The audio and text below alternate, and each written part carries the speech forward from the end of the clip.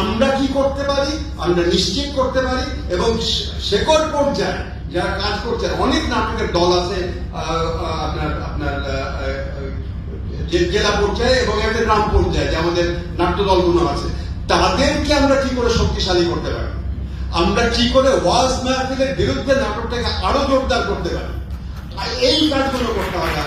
আমাদের অভিনয় মান, প্রযোজনা মান বাড়াতে হবে। এই জায়গাগুলো যদি আমাদের ঠিক থাকে, দর্শক যদি আসে, বাদ বাকি জায়গাগুলো আমরা মনে হয় আমরা চাইলে রাষ্ট্রের কাছে এই একটা জনগণ বান্ধব রাষ্ট্র আছে, এখন ভয় পাওয়ার দরকার নাই, আমাদের বলার দরকার যে এই জিনিসগুলোর প্রয়োজন। আর এবং শেষ কথাটা হচ্ছে, আমি খালি এইটুকু বলবো যে হাজার মালভূমির দেশ হোক একটা, এক দেশ, এক চিন্তা, এক বটবৃক্ষ, এক মানব, একজন, তার পেছনে নেতা, তার পেছনে আমরা সবাই না দাঁড়িয়ে হাজার মালভূমি থাকো। হাজার মালভূমি থেকে হাজার রকম কথা হতো। আমি চাইবো শিল্পকলা একাডেমিতে আমি যদি সুযোগ পাই, আমি চাইবো তাহলে ওখানে জামাত যেন আসে। এই জন্যে যে বলুক না কেন জামাত, কেন মেয়েদের এখনো 2024 সালে বোরকা পড়তে হবে,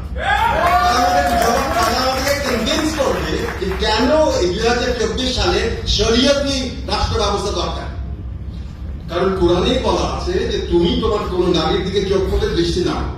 তো আমি যদি দৃষ্টিটা নামাই, তাহলে আমি যদি সংযত হই, আমি যদি দৃষ্টি লাগাম তুলি, তাহলে কেন নারীকে মাথায় ঘন্টা দিতে হবে? এই কথাটার উত্তর জামাতকে দিতে হবে এবং সেটা দাবি করতে হবে। একই সাথে আমাদেরকে বলতে হবে একইভাবে যে আমরা যাদের সাথে কেটে শিখেছি, নাসিরউদ্দিন ইউসুফ, রবীন্দ্র মজুমদার এবং মামুনুর রশিদ, এরা সবাই কেন আমাদের থেকে আলাদা থাকবে? তাদের সাথে কথা বলবো, অবশ্যই জিজ্ঞাসা করবো কেন বলেছেন, এই কথাটা জবাব চাইবো, তাদের সাথে তর্ক করব, তাদেরকে দরকার হলে কথা শোনাবো, যুক্তি তর্ক করবো, তারপরে তারা আমাদের সবাই একসাথে কাজ করবো। এইটা আমাদের অনেক ধন্যবাদ।